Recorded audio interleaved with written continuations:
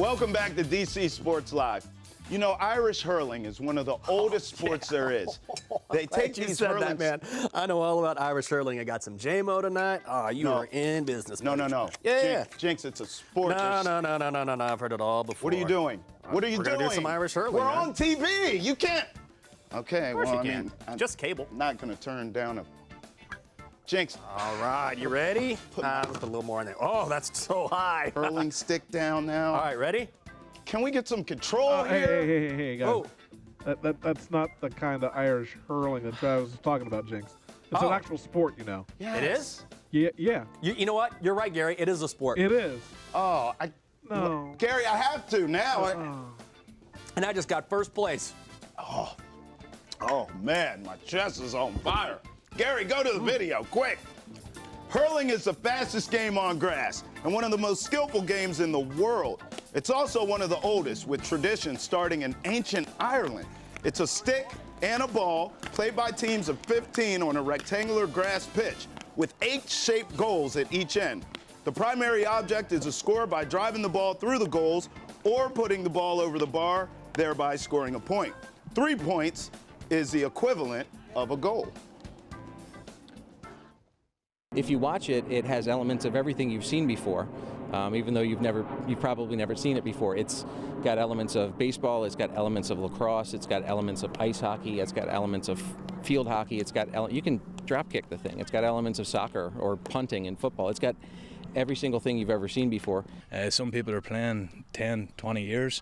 Some people are playing 10 days, you know. We take everybody and anybody. Anybody wants to play the game, come on out, give it a go. You don't like it, you can always hang around for the social side of things too. You know, we'll meet up there in DC and Arlington. We'll have nights out after games, so maybe the physical side isn't for you, but there's definitely a social aspect too, and a good chance to meet people and, you know, make new friends. This is a sport that has a position for every type of athlete, whether you're a fast athlete, a strong athlete, tall, short, speedy, have endurance. There's a position on the field for everybody, which is really unique, I think, to this game. We have players who come from all different backgrounds who come out to play, and it's always great to see people of different cultures coming in and appreciating the things that we love and being able to share that with others. Here now with the experts of Irish hurling. I got my stick here, huh? Right. John Blackburn, Patty McCabe, Meg McGinty of the DC Gaels. John, we'll start with you. There's a big thing going on this weekend. Tell the people about it. There is. So we have a tournament tomorrow in Germantown, Maryland. It is going to be Irish hurling and camogie, which is the ladies playing Irish hurling. Yep. So the team from DC is going to be playing, a team from Baltimore, a team from coastal Virginia is going to be playing, and a developmental team from Richmond. So we are going to be having a round-robin tournament. And we're going to play. DC is going to play two or three games on the guys' side. Okay. A couple games for the ladies, and it is free. It's at Kingsview Middle School in Germantown. So bring your kids. It's going to be a hot day, but come out and have some fun, watch some hurling, learn to play, love it like we do, and then come play with us sometime in the future. I imagine a lot of the game for you guys is education to people too, to show them how it's played and teach them about it. Meg, he mentioned the women's game, so. It's got a different name. It's played a little bit different. Explain it. So the ladies' game is officially called camogie. It's played on the same exact size field, same amount of players as the men play.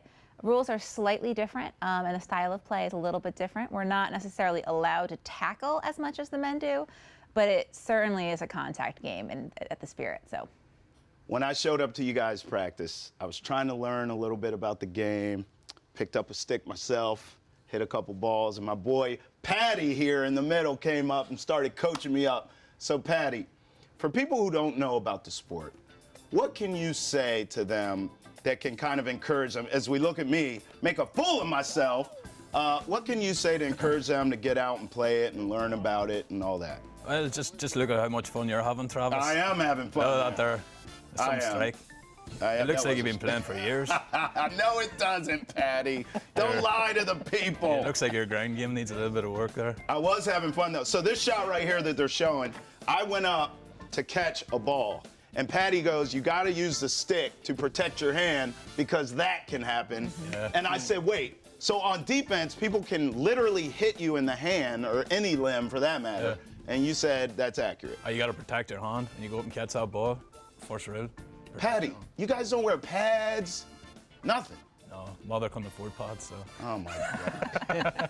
Ladies and gentlemen at home, could you just listen to this guy talk all day? I know I could. I love the accent. Plug the website. www.dcgaels.com. You can find us on Facebook, Twitter. Instagram too. Instagram. We're on Instagram. All yeah. social medias. Yeah, we're out there. We're there. John, please tell the story of crack. And before you think this is a bad story, just listen. Okay, so I joined the DC Gaels 10 years ago. And when I went to my first game, they were very welcoming, very accepting, because I didn't know what I was doing. I showed up with ice hockey equipment. They laughed at me, but let me play anyway. So they kept talking about going out after the match and having some good crack. Right, and I'm from here. I'm from Maryland. I'm from DC. Right, I grew up with Mayor for Life running the show downtown. Right, and I'm like, what are these like? So crack, C-R-A-I-C, is the Gaelic word for going out and having a good time. After you talk about politics, the girls you like, the guys you like, whatever you're doing for work, your family, whatever. So they kept talking about having some good crack. I didn't know it was Gaelic for having a good time after the matches. So I'm like, you guys are, you're taking this DC stuff a little too seriously. We are not. I've never done crack, Right. but I don't think I want to do I any. don't want to do it. I don't want no parts of the crack. I don't care if it's good crack, bad crack. I don't want No crack. No. Say no. No. I'll have Just a say pint no. with you, back then. I'll do that, but no crack. So that was it. So look, you mentioned that you were a goalie before you started playing this. Patty, Meg, what sports did you guys play before this or during or whatever, and how does it relate to those sports? I played tennis, softball, and rugby. So the combination of those three, I like to think I have relatively decent hand-eye coordination. But people who come from lacrosse, field hockey, ice hockey, rugby, soccer, American football, baseball, basketball, there's all transferable skills. And like the really great thing about hurling and camogie is we can find a spot for you for any type of athlete, whether you're fast, strong, tall, short. We can find a spot for you on the field. So I really encourage, I had never played camogie before in my life. I really encourage everyone to go out and give it a go. It's the best workout of any sport I've ever played, and it's the most fun. I saw you guys practicing. It's no joke. No joke. I was tired watching. I would say I'm from Ireland. Hurling and football stronghold in County Tyrone. So the two sports I played growing up were Gaelic football and hurling. So yeah, I've been playing since a young lad. All right, so last question for y'all.